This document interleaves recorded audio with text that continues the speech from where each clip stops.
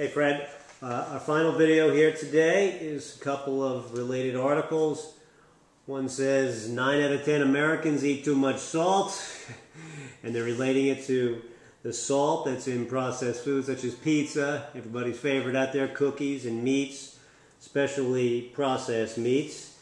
They also say that processed meats is definitely a health risk, and they compared this second article to unprocessed beef and lamb in relationship to processed meats, which is, you know, deli meats out there, salami, sausages, hot dogs, and things like that. And they definitely found a relationship where you were definitely increasing your risk for heart attacks and diabetes and other diseases that were related to blood indicators such as saturated fat and cholesterol.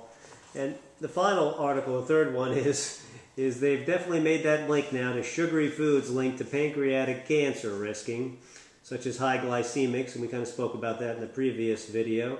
But again, they were relating it to the processed sugars. I don't know how many times we have to say this, but I think we do have to repeat it over and over again about the sugary foods related to the processed meats out there and the processed foods and the too much salt inside processed foods. So you can just give me a general feedback, please? Yeah, well, Rory, listen, this message here really is it's so basic. I think this is really for people that just have no exposure to this type of stuff. So this is really a basic message. I'm sure a lot of people will be wondering why we're even bringing this up. But most people that have any idea about what's going on today know that processed food is the real problem in our society.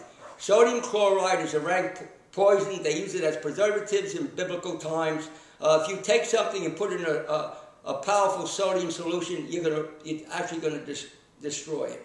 There's more than enough sodium in vegetables and in our foods that we could eat. So I don't encourage anybody at all under any circumstances to use salt. I mean, salt is in everything, but the key is to avoid the processed food. Of course, I'm against people eating sodium chloride is not the only reason why you want to stop eating cold cuts and some of this other stuff. That's only part of the disaster. Don't eat any processed foods. If you really want it, you want to get healthy, don't eat any cold cuts. Cold cuts, I don't care what company makes it. I don't care if it's cold cut. It's made in Paradise or some special place. Don't eat cold cuts because the way it's made, it can't be any good for you. The key is to eat real food.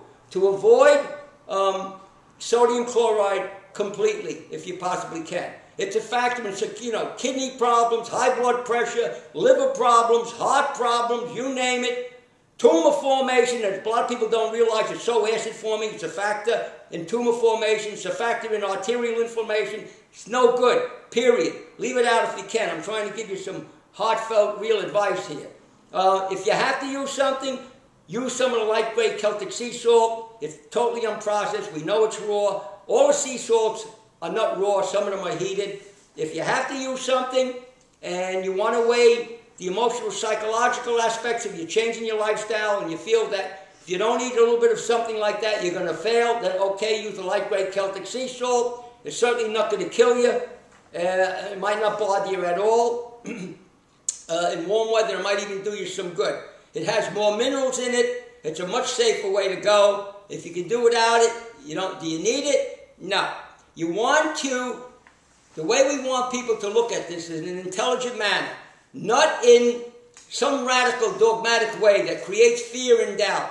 I know plenty of people that use some light-grade Celtic sea salt that are superbly healthy. Am I telling you to use it? Only if you feel that you want it and you can make an intelligent choice where it fits in the parameter of your lifestyle. Do you need it? No. You can get more than enough sodium when you're eating, a healthy, plant-based diet. It's definitely not a problem.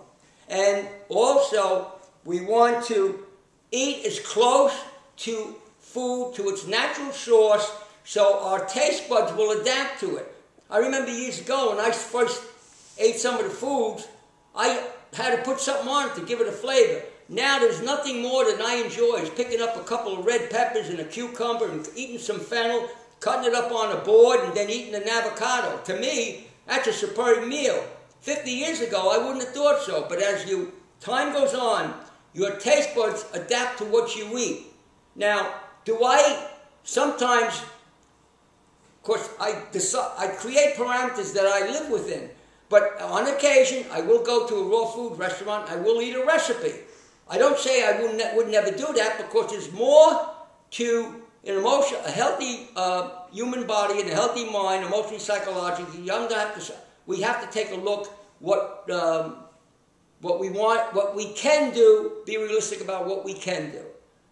I know with myself, I know exactly what I can do, and that right now at this point in my life, I feel that I can do just about anything I want when I make a choice with food. I have options, and I make I make the intelligent choice, and that's what we're trying to educate people, to teach them how to make intelligent choices at their level, so they're not pressured by somebody that's just trying to clone everybody.